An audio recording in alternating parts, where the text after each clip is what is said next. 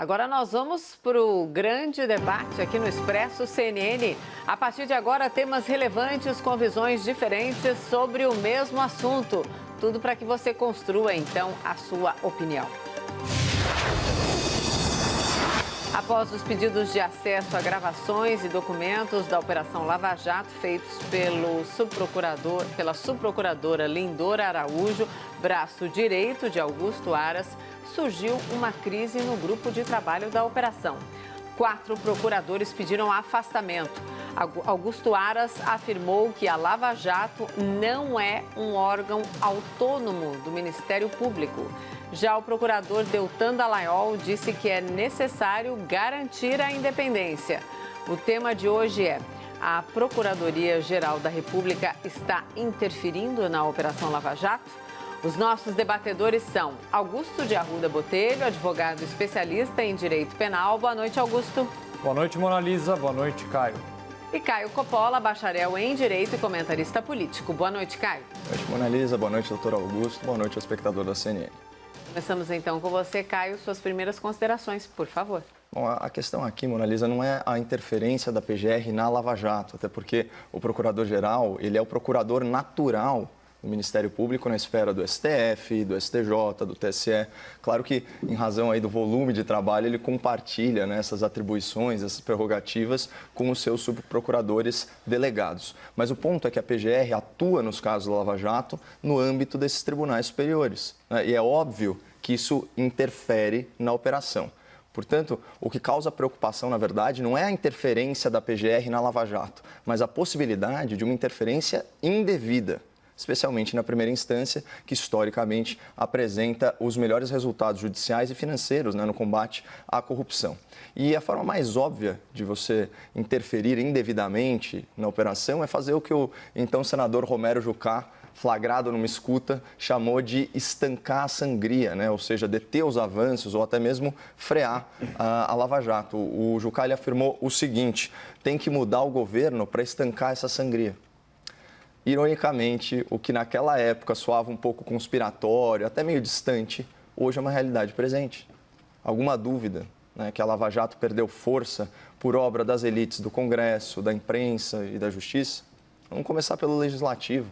O Congresso Nacional enrolou, mutilou e desfigurou o pacote anticrime que tinha sido originalmente elaborado para estrangular financeiramente o crime organizado, incluindo aí as quadrilhas políticas. A versão alterada dessa legislação trouxe mudanças nas regras de delação premiada, né, tirando poder de barganha do Ministério Público ao negociar contrapartidas em favor dos réus colaboradores. O novo texto também criou aquela figura do juiz de garantias, que, se implementada, vai reduzir bastante as atribuições e os poderes, né, dos juízes responsáveis pelas operações. Mas o Congresso foi muito além e aprovou a nova lei de abuso de autoridade, né, talvez uma vingança de deputados e senadores contra a magistratura e contra o Ministério Público.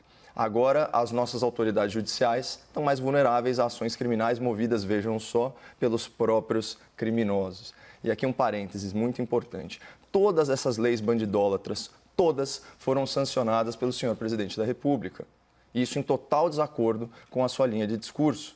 E aqui não é uma opinião, é um fato. Mas voltando, percebam que o Congresso desconhece limites quando o assunto é criar brechas legais para sua autoproteção. Mas o que a gente pode esperar de uma Câmara Federal, por exemplo, que tem 10% dos seus membros figurando aí como réus em processos penais? Estou falando de crimes como corrupção, furto, formação de quadrilha, até tortura. Então, vocês imaginem quantos criminosos estão lá em Brasília legislando em causa própria. E não por acaso corrupção não é crime hediondo. Não por acaso Caixa 2 não está no Código Penal. Então, já falei bastante do Legislativo, mas a imprensa militante, também tem culpa na desconstrução da Lava Jato. Grandes grupos de comunicação se associaram a um site panfletário para divulgar mensagens privadas de autoridades públicas obtidas de forma criminosa, por hackers. Essas mensagens elas não foram autenticadas, nem sequer periciadas. E ainda que fossem, elas nunca seriam admitidas como prova pelo direito brasileiro, porque elas foram obtidas de forma ilícita. Finalmente, a gente chega aí à maior responsável, né, por estancar a sangria da Lava Jato, a elite do judiciário, na figura dos criativos ministros do STF. né, que inventam normas processuais e reescrevem a Constituição, segundo aí a sua conveniência de momento. Nesse espírito de fantasia jurídica, a ordem das alegações finais no processo foi utilizada para anular sentenças condenatórias.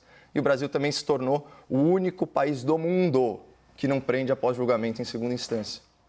Agora eu pergunto ao espectador da CNN, como uma força-tarefa, cujo objetivo é desvendar, é combater a corrupção, consegue ficar de pé, sendo atacada por todos os lados? Como a Lava Jato vai sobreviver a tantas interferências indevidas? São promotores que não podem negociar delações atrativas, juiz com medo de ser processado pelo réu, jornais que publicam mensagens pessoais dos membros da força-tarefa obtidas ilegalmente. Essas interpretações esdrúxulas da lei pelo tribunal que deveria ser guardião da Constituição, sem falar na impossibilidade de prender criminosos que já estão condenados. Então, seria uma lástima a Procuradoria-Geral da República tomar parte nesse esforço nefasto para desmontar a Lava Jato. Estudando para o debate, eu consultei operadores do direito com opiniões muito diversas sobre essa transferência de informações sigilosas, né, dos processos e, mais importante, a motivação por trás dessa solicitação. Então, ao longo do programa, eu pretendo expor alguns dos argumentos que eu achei mais contundentes para o espectador. Augusto, então, suas primeiras considerações, por favor. Boa noite a todas e todos. Eu não tenho ainda elementos para responder a pergunta formulada no debate de hoje.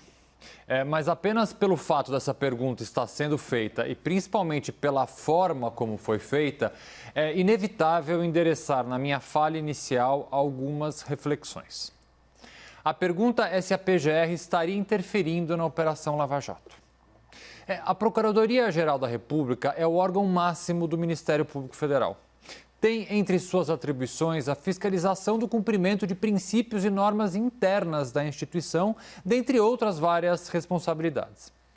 Portanto, perguntar se a PGR estaria interferindo indevidamente na Operação Lava Jato, de logo pressupõe que essa operação é quase uma entidade autônoma, um personagem ou até um quarto poder na nossa República. Não existe um Ministério Público Federal e a Operação Lava Jato. Não existe uma Justiça Federal de um lado e a Operação Lava Jato do outro. Não existe uma Constituição Federal só para a Operação Lava Jato.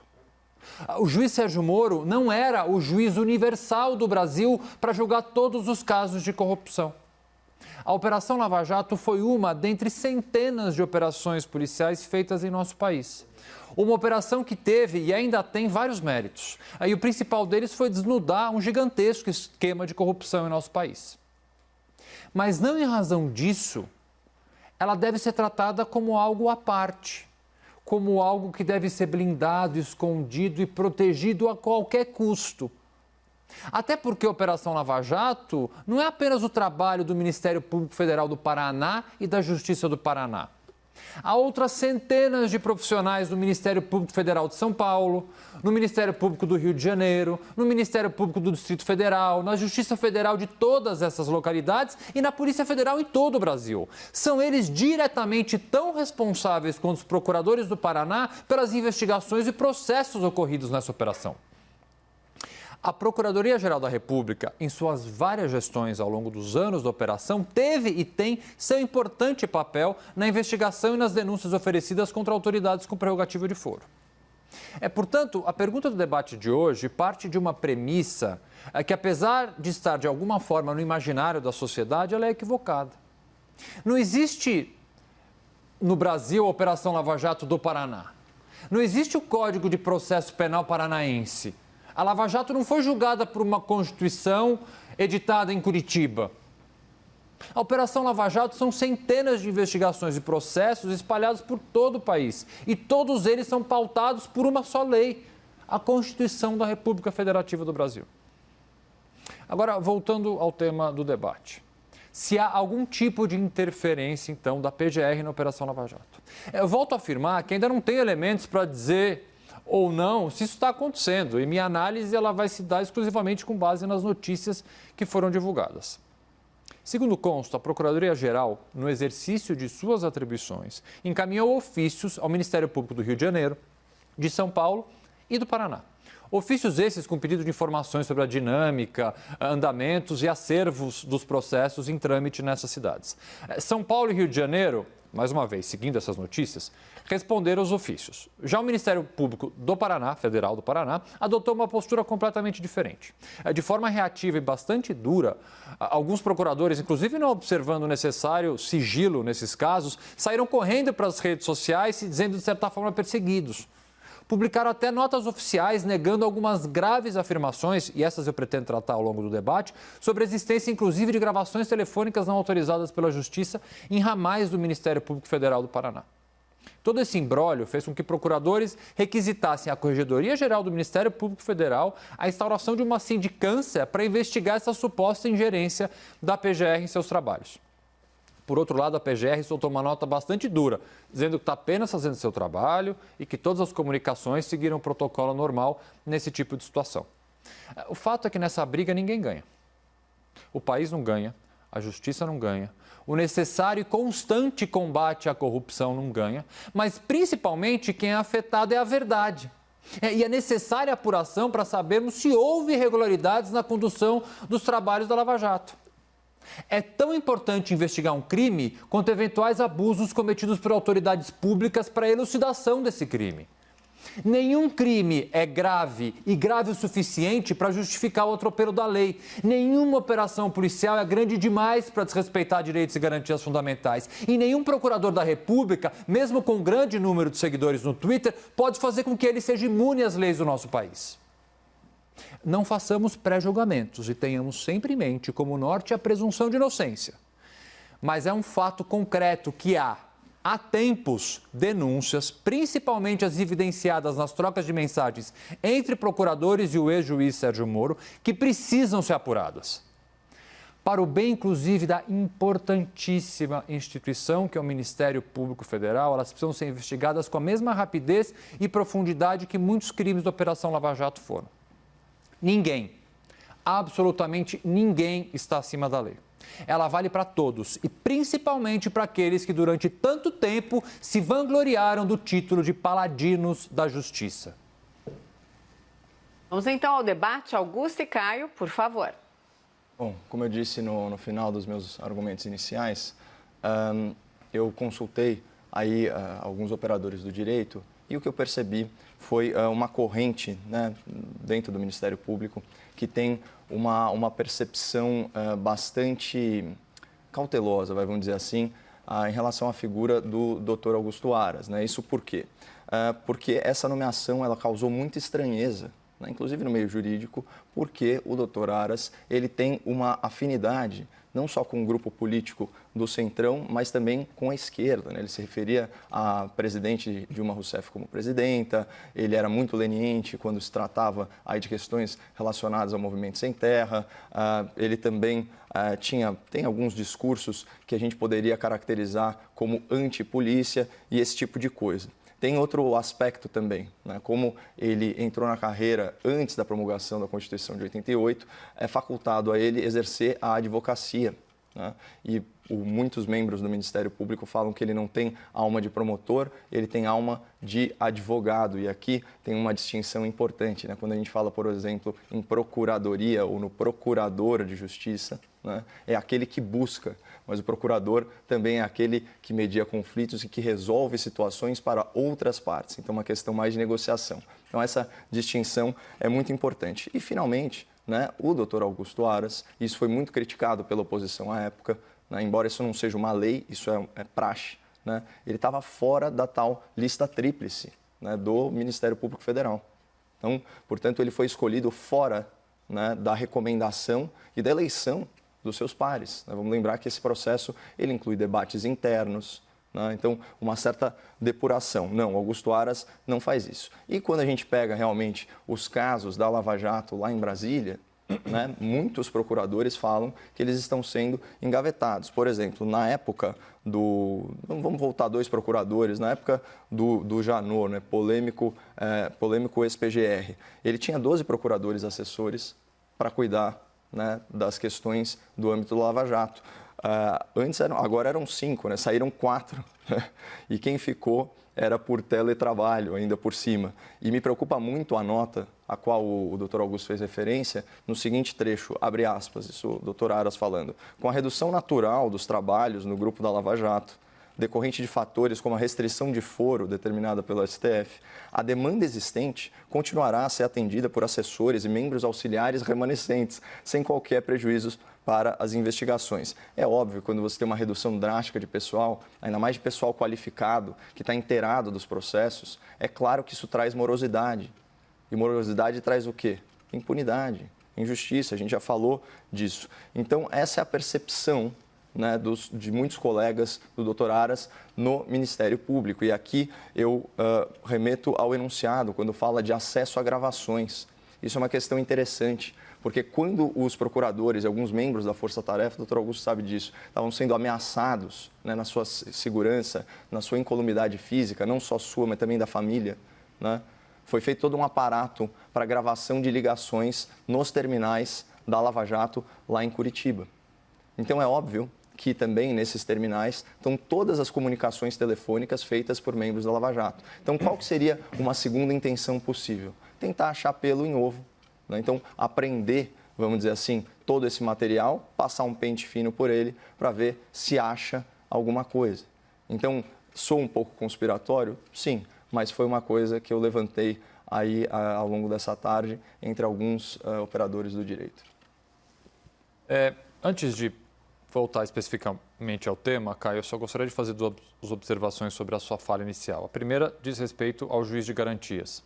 Eu espero que esse tema venha ao debate em algum momento para que eu possa me posicionar sobre ele e, na verdade, de certa forma, tentar explicar que o juiz de garantias, explicar inclusive para o espectador que criou-se esse nome. Os nomes às vezes pegam e são muito ruins, né? Na sexta-feira a gente debateu o foro privilegiado. Eu acho que um grande problema do foro especial prerrogativa de função é o nome. E o juiz de garantias também tem um nome que soa ruim, como se a criação desse importantíssimo mecanismo fosse criar algum tipo de impunidade ou de embaraço à investigação. Muito pelo contrário, mas eu não vou tomar o tempo discutindo isso, mas é um tema que vale a pena a gente voltar em algum momento. O segundo ponto da sua fala, e essa sim eu preciso fazer uma observação um pouco mais detida, é com relação à lei do abuso de autoridade, principalmente quando você falou por mais de uma vez que os criminosos, os bandidos, os condenados é que moverão ações contra autoridades públicas. Isso não é verdade. Quem move uma ação contra qualquer autoridade pública baseada na lei do abuso de autoridade é o próprio Ministério Público. Quem vai julgar é um juiz. Portanto, dizer que a existência da lei vai de alguma forma cercear o trabalho de um juiz,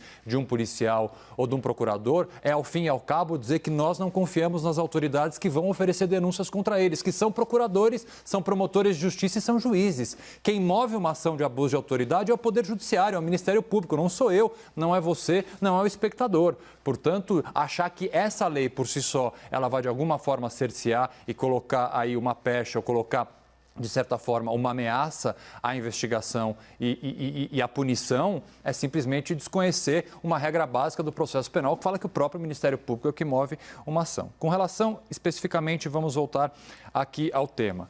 Vindo para cá, infelizmente, foi até bem em cima da hora, mas foi publicada uma matéria de uma jornalista que eu pessoalmente acompanho e gosto bastante, que é a Malu Gaspar. A matéria entrou no ar exatamente 18h54, para vocês verem como ela é novinha, no site da revista Piauí. Trata desse tema específico que a gente está conversando hoje e, segundo a apuração da Malu Gaspar, 3 foram os pontos de atrito entre a PGR e a Força Tarefa específica do Paraná. O primeiro foi em relação ao desbloqueio de uma conta do Jacó Barata. A gente até já tratou dessa pessoa aqui no debate. É uma pessoa envolvida aí em processos no Rio de Janeiro. O desbloqueio de uma conta que encontraram dele na Suíça. O segundo tema de atrito seria a delação de Tacla Duran. Esse é um personagem já conhecido da Operação Lava Jato, ele tentou fazer delação premiada algumas vezes. Segundo os procuradores de Curitiba, essa delação não era consistente o suficiente e agora há informações de que ele continua a tentar negociar na PGR uma delação. Delação essa, vejam bem, que segundo informações já divulgadas pela imprensa, passaria por um advogado sócio da mulher do ex-juiz Sérgio Moro numa acusação bastante grave. E o terceiro ponto seria justamente essa questão da comunicação, da gravação das ligações telefônicas que você trouxe aqui. Então, por que eu fiz esse resumo? Por que eu trouxe essas informações da apuração da Malu Gaspar? Porque são 3 fatos bastante graves. Bastante graves.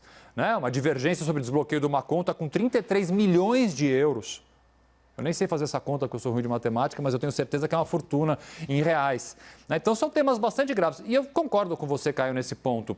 Não dá para dizer teoria conspiratória demais, portanto que na minha fala inicial eu fui bastante cauteloso. Eu não sei, eu não tenho elementos para afirmar que essa ingerência é uma ingerência dolosa, com o fim de alguma forma interferir na Lava Jato, ou se é só uma forma de trabalhar diferente do procurador-geral Augusto Aras, que ao contrário dos outros procuradores, pretende de certa forma conhecer melhor ou obter dados. Não sei, não tenho elementos ainda para fazer afirmação nem de um lado nem de outro. Me chama a atenção a postura do Ministério Público Federal do Paraná, principalmente as notas bastante agressivas, meio que na defensiva, sempre dizendo, principalmente em relação a essas gravações, me parece realmente que é uma coisa normal. Numa primeira leitura, não se gravava a conversa telefônica, tinha lá um aparelho que gravava quem ligava para o Ministério Público Federal do Paraná, especificamente porque os procuradores certamente foram vítimas, infelizmente, de ameaças de vários lados e tomaram essa cautela. Se for só isso mesmo, é uma explicação bastante fácil. A nota que o Ministério Público solta é bastante agressiva em relação a isso, negando, não existe Grampolândia no Ministério Público. Então, assim, eu acho o tom de toda essa história, por isso que eu disse aqui, nessa briga ninguém ganha. Ninguém ganha, porque o tom está um pouco acima, mas ainda assim são fatos bastante graves que precisam ser apurados. E deveriam ser apurados, na verdade, no âmbito interno do Ministério Público, em sigilo. A gente não deveria estar nem aqui discutindo isso. Por isso que eu acho que ir ao Twitter, muitas vezes, ou qualquer outra rede social, fazer uma defesa e expor isso, acaba trazendo na verdade, uma investigação e, eventualmente, uma disputa interna do Ministério Público, não sei, estou aqui elucubrando, que poderia ficar no âmbito do Ministério Público e não partir para que a gente está tendo que debater isso, quando, na verdade, eu acho que essa história nunca deveria ter vindo a público. Dessa forma, volto a dizer. Você vai me desculpar a indelicadeza aí de fazer uma correção justo na sua área de especialidade, mas eu fiquei surpreso aí com a sua colocação, né, a respeito do Ministério Público na questão da lei de abuso de autoridade, e eu abri aqui o texto legal para ler para o espectador da CNN. No artigo 1º, ele fala que essa lei define os crimes, né, de abuso de autoridade. É importante lembrar que, obviamente, a vítima desse crime é um réu, isso no âmbito do processo judicial. Mas quem move a ação é o Ministério Público, Caio, não é o réu. Eu vou continuar. Os crimes, artigo 3º, os crimes previstos nessa lei são de ação penal pública incondicionada, portanto, movida pelo Ministério, mas será admitida ação privada se a ação penal pública não for intentada no prazo legal. E, além disso, o parágrafo 2º desse artigo também fala que a ação privada subsidiária será exercida no prazo de 6 meses. Portanto, sim, é facultado ao réu, na verdade, é direito do réu mover essa ação se ele entender que o Ministério Público... Quem vai julgar? Um juiz, concorda? Concordo. Bom, que nem em todos os processos, né, doutor? Por favor. Não tem porque ter medo da lei. Vou dizer rapidamente claro. O que vários membros do Ministério Público, policiais e juízes já disseram. Quem não deve, não teme. Então, se trabalhar direitinho, ninguém vai ser processado pela lei de abuso de autoridade. É simples assim. Não é assim, doutor. A gente sabe muito bem que existe lawfare e perseguição judicial para todos os lados. Então, a gente tem que tomar muito cuidado isso com essa judicialização da vida, né? Até porque é um perrengue tremendo você ficar respondendo a processo, principalmente quando eles não fazem sentido. Eu queria chamar a atenção, já que a gente está nesse subtema aí do abuso de autoridade, para o parágrafo 1º do artigo 1º, eu queria ler para o espectador, para vocês verem como é vago, né?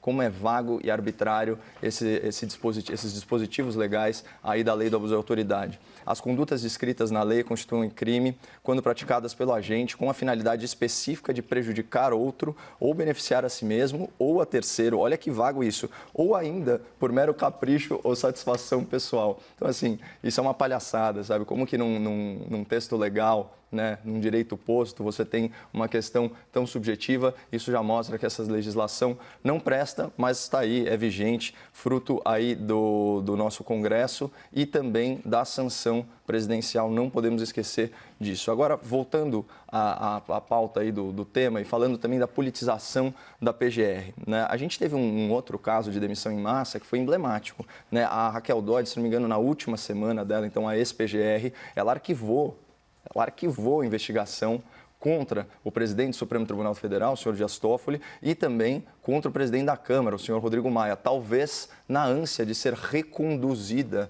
ou de criar uma atmosfera para ser reconduzida ao cargo, o que não aconteceu. Houve uma demissão coletiva naquela semana.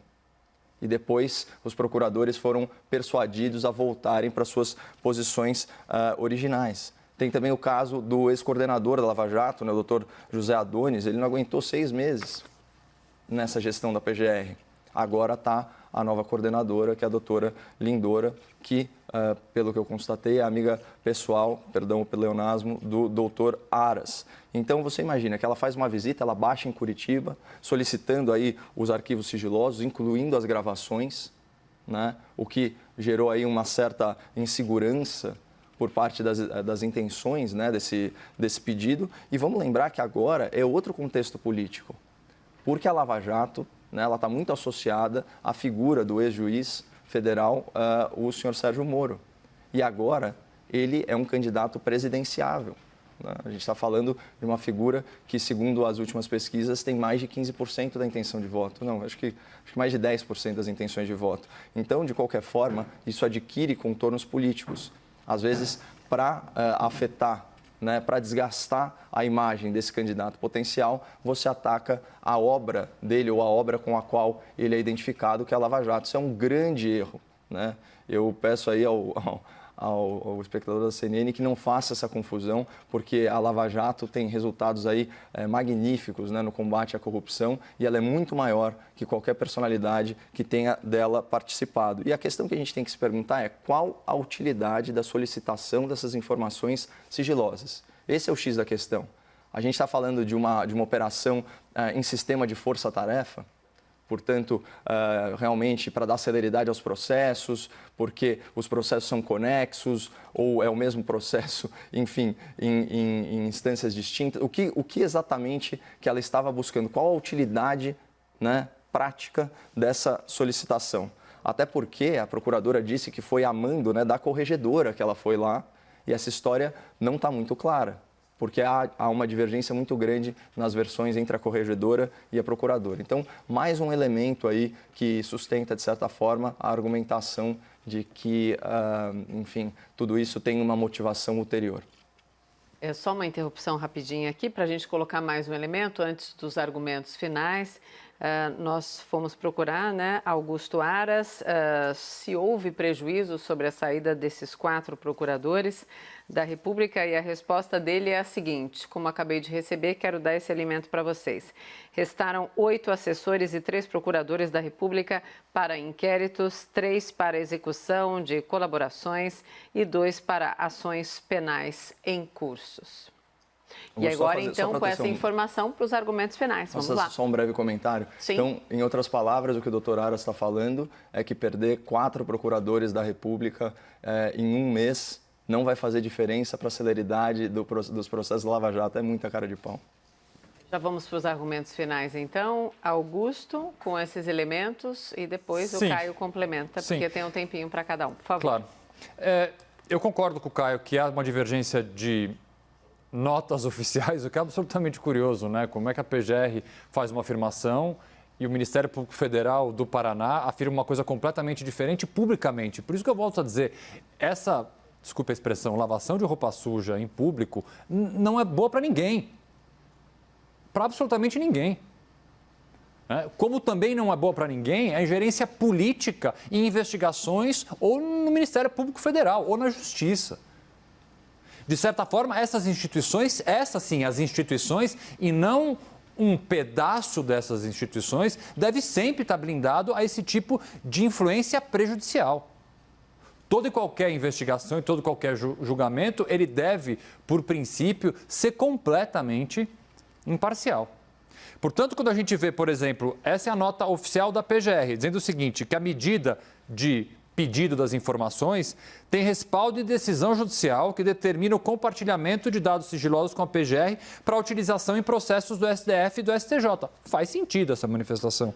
E também que a visita que os promotores, os procuradores disseram que foi surpresa, segundo a PGR, não foi surpresa, previamente agendado há cerca de um mês com o coordenador da Força Tarefa de Curitiba, que inclusive solicitou à PGR que esperasse seu retorno de férias, o que foi feito. Veja bem, gente, é péssimo para a instituição do Ministério Público Federal e para a Justiça ter esse tipo de divergência, mesmo que sejam divergências em tese, não são pequenas. Você marcou, você foi na minha casa sem ser convidado ou não foi? Isso não pode acontecer. Quem está comemorando aqui são as pessoas que não deveriam comemorar. Então, eu acho que merece uma investigação, sim. Essa sindicância que foi instaurada, ela tem que mostrar para a sociedade, agora que esse caso se tornou público, nós precisamos saber o desenrolar disso, saber o que vai acontecer. Precisamos mostrar para a sociedade o que está acontecendo e por que essa disputa, se é uma disputa política, o que é, entre membros dessa importantíssima, volto a dizer, instituição que é o Ministério Público Federal. Caio. Bom, pegar carona então nos argumentos finais aí do doutor, porque de fato, né, a gente está falando não só em disputa política, mas mais importante que isso, em interferência política. Na verdade, toda vez que a gente discute, né, a relação aí entre os poderes e dentro de cada poder, a gente está muito preocupado justamente com essa questão. Então, quando a gente fala de nomeação para a Polícia Federal, não tem problema interferência do presidente, né, dentro das balizas legais. Agora, interferência indevida, né, então, ingerência política em investigação, não pode. E aqui é uma situação análoga, seja de um lado ou de outro. Como o doutor disse, isso precisa ser apurado, mas o que a gente vê é uma politização cada vez maior do judiciário. E antes isso era uma questão que ficava aí, de certa forma, velada, ela ficava subjacente. Agora eles estão escancarando as suas intenções políticas e isso é péssimo para o Brasil. Obrigada, Augusto. Boa noite e até amanhã. Boa noite, até amanhã. Obrigada, Caio. Boa noite e até amanhã. Boa noite, Mona Lisa.